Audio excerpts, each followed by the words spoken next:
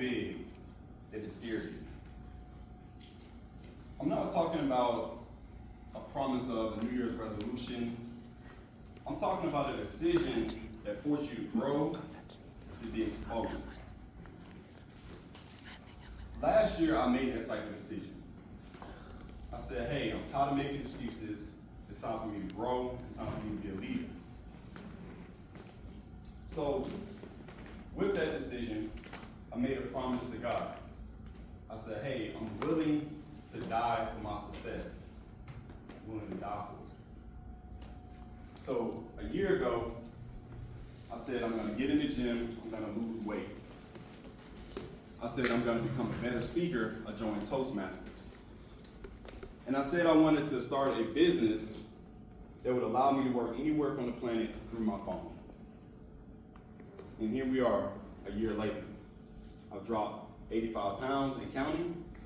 I've done multiple Toastmaster speeches, including tonight.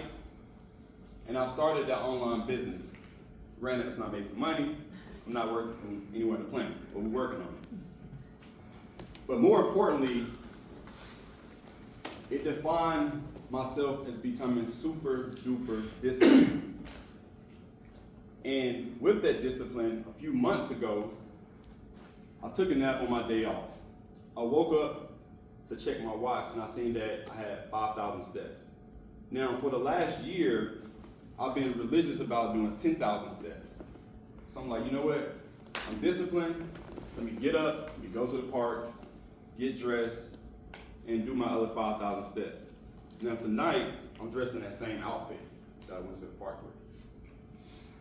So I make my way to the park. It's a pretty normal day. I start doing my walks around this trail, and I noticed two older ladies. They gave me a wave, I gave them a wave, I kept it moving.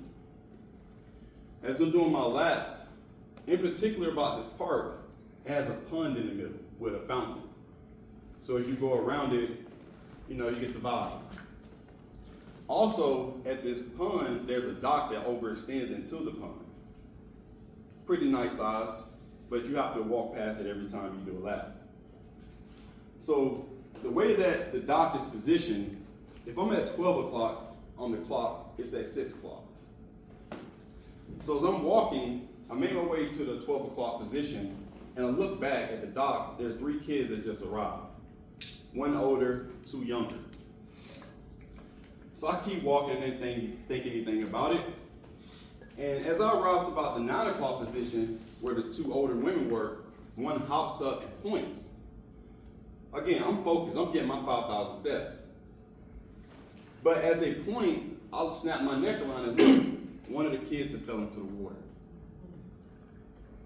So immediately, the older kid is saying, swim, get out the water, swim. I'm a little shook. So as he's screaming that, I'll start to kind of do the shuffle towards the dock. I'm hoping that this older kid jumps in the water and saves this child. He doesn't. The kid's flailing. He's splashing. Get out the water, swim. Nothing happens. I immediately sprint towards the dock. As I arrive to the dock, I toss my wallet, my keys, and my phone, and I have a decision to make. Do I jump in and save this kid? I don't know. We all know that a lot of people that attempt to save other people, they drown themselves. Also, I got to get home to my wife. I go up to the rail of the dock. I look over, the kid goes under the water. My heart sinks. I knew in that moment I was ready for the end of my life if I didn't try to save him. I hop over this rail into the water, splash. As I go down to the bottom, as a kid, I remember I used to swim in public pools that was 8 to 12 feet deep. I remember how far deep it is as I go down. It was about 8 feet, I'm about 6 feet. So I touch the bottom, I pull up, I grab him, I come out the water. I'm swimming, he's splashing, he's panicking, he's frantic. Now, one thing I didn't anticipate, because I'm like, okay, I could probably get us out, but I had these shoes on. My feet are wet. I can't really swim without shoes, or with shoes. So the only thing I can think of, I can make it.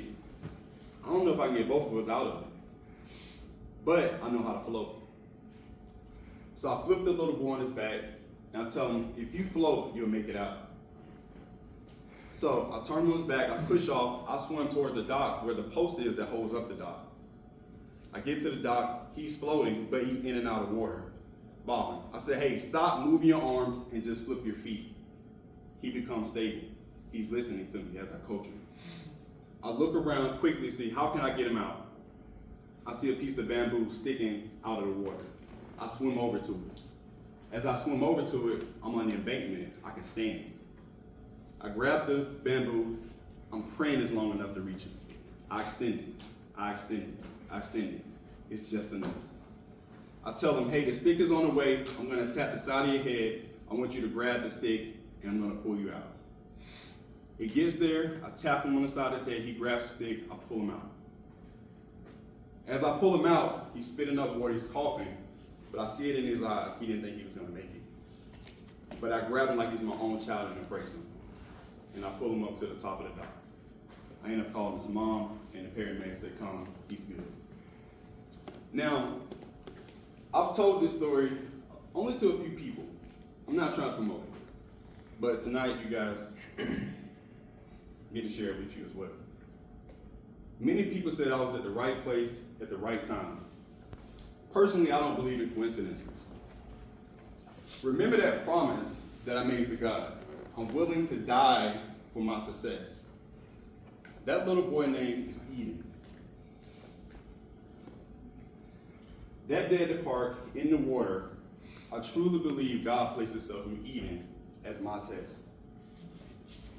This test to see if I really meant what I said. Am I willing to risk my life and put it all on the line? I didn't just walk laps that day at the park. I walked into a moment that defined my character.